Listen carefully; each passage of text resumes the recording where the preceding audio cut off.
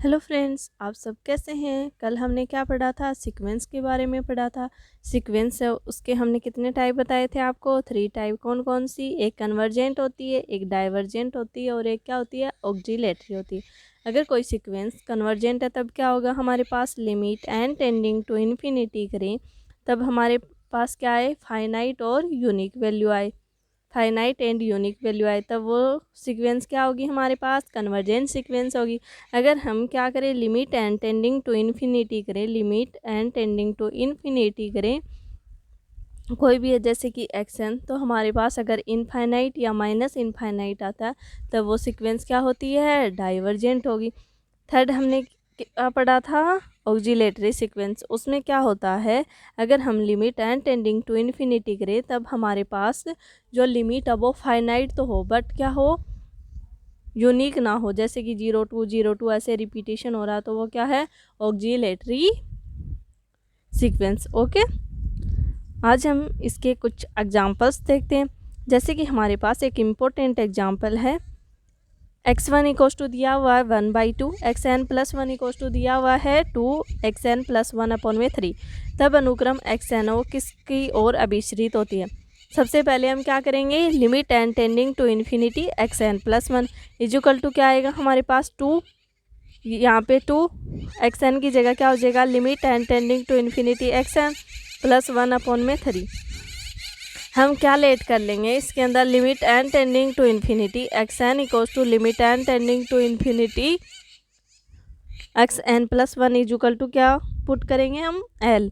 अब हमारे पास L equals to क्या आ गया, 2l प्लस 1/3।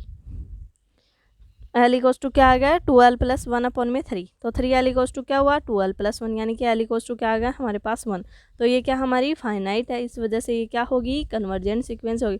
अगर इस टाइप की एक्सन में कोई वैल्यू दे रखी हो तब हम लिमिट कैसे फाइंड आउट करते हैं, एक बार फिर से रीड आउट करते हैं। हम क्या करेंगे, limit and tending to infinity x of n करेंगे और limit and tending to infinity x n plus 1 करेंगे। दोनों हम लेट कर लेंगे कि एल के बराबर होगा। ओके, अब हमने लिमिट लगाई, limit and tending to infinity x n plus 1 में equals to 2, limit and tending to infinity x n plus 1/3। ये भी एल के बराबर है, ये भी एल के बराबर, दोनों को इक्वल किया तो हमारे पास एल की वैल्यू आ जाती है। इस तरह की सीक्वेंस को इस तरह से सॉल्व करते हैं। ओके, जैसे कि नेक्स्ट क्वेश्चन हमारे पास एक्स एन, जहाँ x1 इक्वल्स टू क्या दिया हुआ 1, एक्स एन प्लस 1 क्या दिया हुआ 2xn प्लस 3/4 किसको अभिश्रित होती है। तो सबसे पहले क्या करेंगे, limit and tending to infinity x n plus 1 equal to क्या आ जाएगा हमारे पास 2, limit and tending to infinity x n plus 3/4, यानी कि limit and tending to infinity x n equals to क्या आ गया, limit and tending to infinity x n plus 1 equals to क्या हो गया, एल। तो एल इक्वल्स टू क्या है, 2l प्लस 3/4। तो एल की वैल्यू कितनी आ गई, 3/2। इस टाइप से इस प्रकार की लिमिट को सोल्व आउट करते हैं। जैसे नेक्स्ट x1 इक्वल्स टू क्या दिया हुआ है, √2, x n plus 1 equals to क्या दिया हुआ है, √2 प्लस एक्स एन। तो हमारे पास क्या होगा, l equals to √2 plus l हो जाएगा। अगर दोनों तरफ स्क्वायर करेंगे तो क्या होगा, l square equal to 2 plus l, यानी कि l square minus l minus 2 equals to 0। तो हमारे पास एल की कितनी वैल्यू आई, 2। एक दिष्ट वर्धमान अनुक्रम है तथा एक दिष्ट वर्धमान अनुक्रम की सीमा प्रथम पद से बड़ी होगी, तो इसकी लिमिट क्या आई हमारे पास 2। L equals to -1, 2, x1 equals to क्या, √2, x2 इक्वल टू क्या, √2 plus x1, x2 equal to क्या होगा, √2 प्लस √2। ये क्या हो गया, √2 लेस देन 2 प्लस √2, यानी कि x1 लेस देन x2। ऐसे एक और एग्जाम्पल हमारे पास, x1 equals to 1, xn plus 1 equals to √6 plus xn। तब xn किसको अभिश्रित होगी, हमने क्या पुट किया, limit and tending to infinity xn plus 1 और limit and tending to infinity xn equals to क्या होगा, l होगा। तो l equal to √6 plus l हो गया। तो l स्क्वायर इक्वल्स टू क्या है, 6 प्लस l आए। दोनों को सोल्व आउट किया तो हमारे पास l की वैल्यू आ गई। x1 की वैल्यू कितनी है, 1 है। x2 की वैल्यू क्या होगी, √6 प्लस x1, यानी कि √7, यानी कि x1 क्या है, लेस देन है किससे, x2 से। एक दिष्ट वर्धमान अनुक्रम होगा, अतः सीमा प्रथम पद से बड़ी होगी, तो लिमिट क्या हो गई 3। ऐसे ये वाला क्वेश्चन है, इसको आपको होमवर्क में करना। अगर आपको समझ में नहीं आए तो आप कमेंट कर सकते हैं। जब तक आप क्वेश्चंस की प्रैक्टिस है वो खुद से नहीं करेंगे मैथ में, तब तक कुछ भी समझ में नहीं आता। हमें मोर देन क्वेश्चंस की प्रैक्टिस करनी चाहिए विद थ्योरी। पहले हम थ्योरी पढ़ेंगे, उसके बाद हमें क्वेश्चंस की प्रैक्टिस करनी चाहिए। हम जितने क्वेश्चन की प्रैक्टिस करेंगे थ्योरी है वो उतनी ही अच्छे से हमें रिकॉल हो पाती है। अगर हम क्वेश्चन ही नहीं करेंगे तब हमें पता ही नहीं चलेगा कि हमें थ्योरी में क्या छूट रहा है, क्या समझ में आ रहा है और क्या नहीं। अगर हमारी थ्योरी अच्छी करनी है तो हमें क्वेश्चंस पे प्रैक्टिस करनी चाहिए।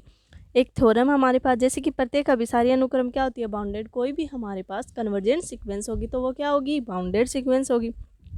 परंतु इसका विलोम है वो सत्य होना जरूरी नहीं। अगर कोई सीक्वेंस कन्वर्जेंट है तो वो ऑब्वियसली क्या होगी, बाउंडेड होगी। बट बाउंडेड है तब कन्वर्जेंट हो जरूरी नहीं। जैसे कि एक एग्जाम्पल है 1 + -1 की पावर n। इसमें क्या है हमारे पास, इवन है तब क्या आएगा 0, इवन है तब क्या है 2 है, और ओड है जब क्या है 0 है। यानी कि इसका निम्नक 0 उच्चक 2 है। ये बाउंडेड सीक्वेंस है बट कन्वर्जेंट नहीं है। ये क्या है, दोनों अनुक्रम है, क्योंकि ये फाइनाइट तो है बट यूनिक नहीं है, इस वजह से। दूसरा, हमारे पास जो कन्वर्जेंट सीक्वेंस होती है उसकी लिमिट क्या होती है, यूनिक होती है। अनुक्रम xn है वो भी क्या होगा, अभिसारी अनुक्रम होगा। कब, तब मोड ऑफ xn वो भी अभिसारी अनुक्रम होगा, बट इसका विलोम सत्य होना। यदि कोई अनुक्रम xn है वो कन्वर्जेंट है, तब हमारे पास अगर हम मोड ऑफ xn निकालेंगे तो वो भी क्या आएगा, कन्वर्जेंट आएगा। अब हम देखते हैं लिमिट पॉइंट। वास्तविक संख्या अल्फा अनुक्रम xn का सीमा बिंदु कहलाती है यदि अल्फा के प्रतिवेश में अनुक्रम xn के क्या हो, इनफाइनाइट क्रम हो। सीमा बिंदु क्या है, यूनिक है, तब सीमा इक्वल्स टू क्या होगी, लिमिट पॉइंट के। सीमा बिंदु अद्वितीय नहीं है तब सीमा है वो एग्जिस्ट नहीं करेगी। अगर हमारे पास जो लिमिट पॉइंट है अगर वो यूनिक नहीं है तो वो जो सीमा है वो एग्जिस्ट ही नहीं करेगी। अभिसारी अनुक्रम की लिमिट क्या होगी, लिमिट पॉइंट के बराबर होती है। 1 + -1 की पावर n है तो 0 to 0 2 होगी। 2 के प्रतिवेश में अनुक्रम के इनफाइनाइट टर्म होगी। 2 क्या लिमिट पॉइंट है, 0, ये भी इसका लिमिट पॉइंट है, तो इसके लिमिट पॉइंट क्या हो गए, 0 और 2। सीमा इक्वल्स टू विद्यमान ही नहीं है। जिस पद की पुनरावृत्ति होती है वह तो सीमा बिंदु होता ही है। जैसे कि 0 to 0 2 है, इसका हमने क्या लिया, 2 का निबर रूट लिया जो कि 1.9 2 अनुक्रम के इनफाइनाइट टर्म, तो 2 क्या इसका लिमिट पॉइंट है। इसी प्रकार से 0 वो भी क्या इसका लिमिट पॉइंट है। तो सीमा तो है बट इसकी सीमा बिंदु वो एग्जिस्ट नहीं कर रहा, क्यों, क्योंकि इसके अंदर इनफाइनाइट टर्म है। जैसे कि हमारे पास नेक्स्ट एग्जाम्पल है -1 की पावर n इक्वल्स टू क्या हमारे पास -1, -1 -1 एंड सो ऑन तक। इसके लिमिट पॉइंट क्या होंगे, -1, 1। सीमा इक्वल्स टू एग्जिस्ट नहीं करी, क्यों नहीं एग्जिस्ट कर रही, सीमा इक्वल्स टू विद्यमान है, क्यों नहीं, क्योंकि इसके अंदर क्या है, इनफाइनाइट टर्म है। ऐसी साइन n π/2 के सीमा बिंदु क्या होंगे, तो 1 0 -1 0, तो इसकी सीमा बिंदु क्या है, -1 0 1 हो गए। ऐसे ही साइन n π/3, तो हमने क्या किया, साइन n π/3 की वैल्यू निकाली, यानी कि साइन पाई -π/3, तो इसकी वैल्यू क्या होगी, √3/2 है, √3/2 0 -√3/2 ऐसे चलता गया। तो इसके लिमिट पॉइंट क्या हो गया, -√3/2 0 √3/2, तो 5 क्या है इसका लिमिट पॉइंट है, 5 5 5। ये क्या हमारे पास कांस्टेंट सीक्वेंस है, तो लिमिट पॉइंट क्या हुआ 5, तो लिमिट क्या है इसकी 5। जैसे कि एक और एग्जांपल है 1/n का लिमिट पॉइंट क्या होगा, तो हमने क्या किया, limit n tending to infinity 1/n equals to क्या 0, फाइनाइट भी है यूनिक भी है। अभिसारी अनुक्रमता सीमा बिंदु बराबर सीमा यानी कि 0। जैसे कि n/n में n+1, इसका लिमिट पॉइंट क्या होगा, तो limit n tending to infinity xn equals to limit n tending to infinity n/n+1, तो इक्वल्स टू क्या है 1, जो कि फाइनाइट भी है और क्या है यूनिक भी है। ये ई वाला क्या होता है, प्रीमियम नंबर होता है। अब हम पढ़ेंगे लिमिट इन्फीरियर यानी कि निचली सीमा एंड लिमिट सुपीरियर यानी कि ऊपरी सीमा। माना कि xn क्या है, बाउंडेड अनुक्रम है, तब लिमिट इन्फीरियर क्या होगा, limit n tending to infinity inferior of xn equals to क्या होगा, limit n tending to infinity xn equals to सबसे छोटा सीमा बिंदु, और लिमिट सुपीरियर में क्या होगा, सबसे बड़ा सीमा बिंदु। अगर हमें लिमिट इन्फीरियर निकालना होगा तो सबसे छोटा सीमा बिंदु लेंगे। अगर लिमिट सुपीरियर बताना होगा तो अब हम क्या बताएंगे, सबसे बड़ा limit point. Okay, I hope आपको क्लासेस अच्छी लग रही होंगी, अच्छे से समझ में भी आ रहा होगा। जैसे कुछ नोट पॉइंट है, एक्स एन अभिसारी अनुक्रम है जिसकी लिमिट क्या है, एल है।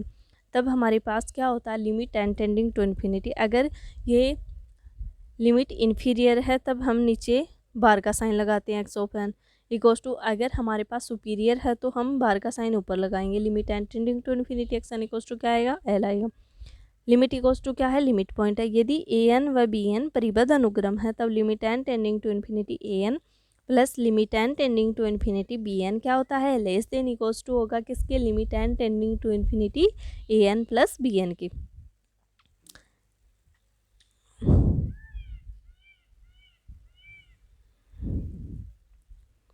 Limit n tending to infinity superior a n plus limit n tending to infinity b n superior, तो limit n tending to infinity का superior a n plus b N हो जाएगा। अगर हमारे पास लिमिट सुपीरियर माइनस का a N है तो माइनस बाहर आ जाता है, limit n tending to infinity a n हो जाएगा। अगर हमारे पास limit inferior n tending to infinity minus का ए एन है तो ये बराबर हो जाएगा माइनस का limit n tending to infinity a of n. Okay, यदि एक्स एन है वो क्या है, ऊपर से अपरिबद्ध अनुक्रम है, तब हमारे पास क्या होता है, limit n tending to infinity x n equals to क्या होगा, इनफाइनाइट। यदि एक्स एन नीचे से अपरिबद्ध अनुक्रम है तब क्या होगा, limit n tending to infinity x n equals to क्या होगा, माइनस का इन्फिनिटी। बाल्जिनो-वेस्टराइज थ्योरम क्या कहती है, प्रत्येक परिबद्ध अनुक्रम का कम से कम एक लिमिट पॉइंट अवश्य होता है। इस थ्योरम का डायरेक्ट एग्जाम में आपसे स्टेटमेंट पूछ सकते हैं कि बाल्जिनो जो वेस्टराइज थ्योरम है इसका स्टेटमेंट क्या है, जैसे कि प्रत्येक परिबद्ध अनुक्रम का कम से कम क्या होता है, कि लिमिट पॉइंट अवश्य होगा। कल हम पढ़ेंगे सब सीक्वेंस के बारे में। आई होप आपको सीक्वेंस वाला टॉपिक अच्छे से समझ में आया होगा। मिलते हैं नेक्स्ट क्लास में। ऑल द बेस्ट सभी को। Thank you very much.